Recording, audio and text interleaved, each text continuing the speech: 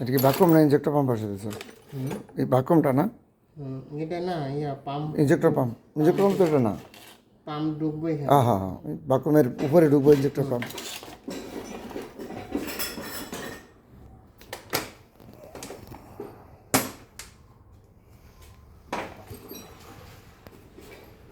তেরো নম্বর যেটা বলতে হবে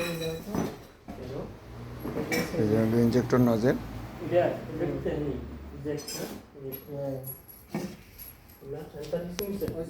না,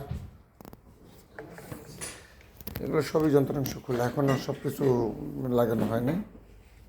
এগুলো সব আস্তে আস্তে লাগানো হইতেছে, হয়তো কালকে আল্লাহ যদি বাঁচা রাখে আমরা ফিটিং করবো সকালে।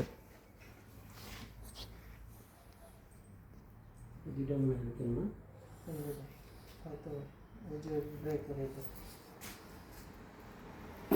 সাইড করে